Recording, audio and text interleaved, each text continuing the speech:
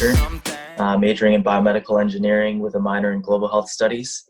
And I'm set to graduate on time in a month, like June 19th. What killed me most was the flexibility they offer in curriculum.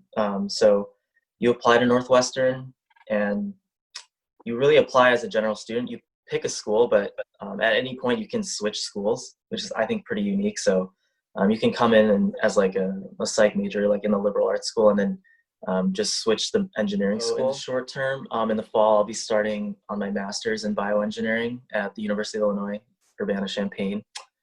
It'll be a one-year program with like a focus on professional development. So it's like getting the integrated engineering and business education. And I think it's aimed at like transitioning into management positions in the engineering community and like certain groups. I like got to be more comfortable in my own skin. And I think as I found that, I was able to find more academic success and settle in a little bit. I know like you've been asking like how Prairie Ridge has prepared me. And I think academically, Prairie Ridge did everything for me to like compete here academically. But some of the more social things, it probably couldn't have prepared me, but I think it was important for me to go through that, and I wouldn't have done any other way. I think that's the only way to grow, really, is to be in an environment where you're challenged. So I think that was good for me. Yeah, so in Wrigleyville, it's just off the stop on Addison, El Burrito Mexicano. It's like a hole in the wall. Yeah, I feel like it seems like it's been there for forever, and yeah, cash only. They make burritos till like, I think they're open till like 4 a.m. It's honestly very, very clutch after a night out. But and then in Evanston, yeah, there's this like Asian, like Pan-Asian restaurant that serves like all kinds of Asian food, Chinese, Korean, you name it. And it's not just popular with Asian students, it's like the most popular restaurant on campus. Yeah, so this stretch of land I was talking about is called the Lake Fill, and it's called that because it literally filled into the lake. It's man-made. I think they just like put like tons and tons of like I don't know, some rock on there, and they just built on it, and then eventually I guess just grew into a nice park area, and it's just like built into the lake, which is really cool.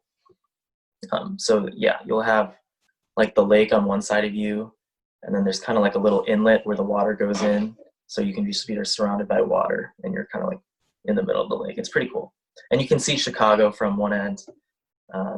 Yeah. So club baseball was definitely a total change from, Peck's regime in high school. But we coach ourselves, which I think is probably not a great thing because we don't really get anything done. But I think it made for a unique experience that we're all just playing for the love of the game. People's UCLs are getting torn left and right. It's pretty ugly, but honestly, it's all just for fun. Along the way that it wasn't really for me. I'm honestly not that great at science and math. I think I'm better at English and writing and reading and stuff like that. But I just couldn't see myself in a career where I was just doing just real, like, I don't know, like engineering, heavy technical work. So I kind of found a medium where I could, I think the biggest thing is I wanted to help people, and I wanted to find fulfillment in my career and not just have my career be like, my job. I've been published twice as a part of that lab, so like my name will be listed as maybe like, I don't know, the 15th or 20th name on like a list of like 30, but it's there. So it's been published in Nature Medicine, I think was that one project I just talked about, and then it was also published in Nature Communications. They're just subsidiaries of the Nature like magazine.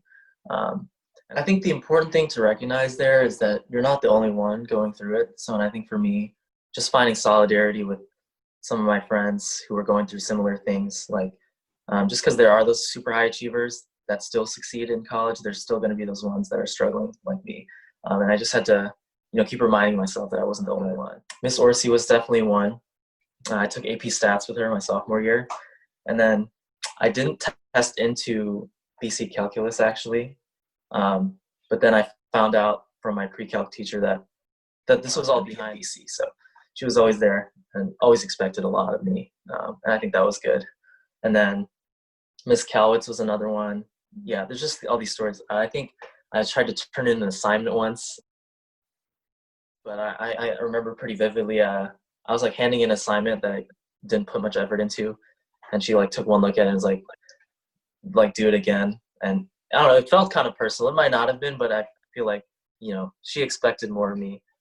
Mr. Terhar, he actually pulled me aside one time because I was really slacking off in his class, and he's like, "What's going on?"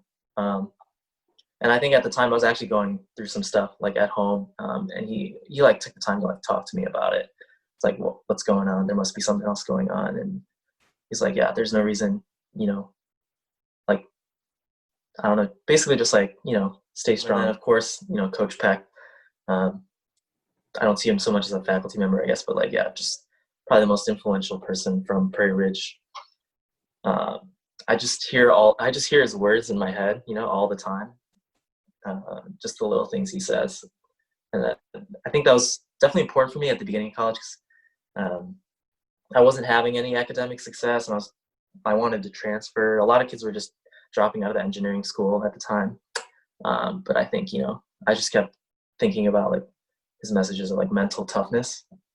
And I think that's really what got me through that initial period.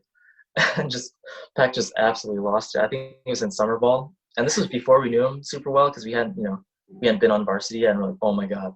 He was just this really scary guy. But then as you get to know him, you know he has all the best intentions. But Matt, who's like himself, is a pretty intimidating guy, I think, was just like, he was peeing his pants. He was so scared. I'm older, I've come to appreciate it more. You know, it's definitely, even, you know, at the beginning of college, I was a little bitter about it. You know, I feel like, you know, they pushed me pretty hard. But I think looking back, you know, when I didn't know any better, like I'm very appreciative now of like how hard they pushed me. Origami, which surprises some people, but I've been doing that since like, I don't know, elementary school. I actually started an Origami Club here on campus with a couple of my friends. That was a lot of fun. We would like make flyers. Like all other clubs would just make flyers, you know, put a piece of paper and just tape them to the wall. It's kind of boring, but our flyers were on cranes on the wings. It was actually pretty cool. And then we spread them all around campus. We got clap your hands, everybody just clap your hands. Clap your hands, everybody just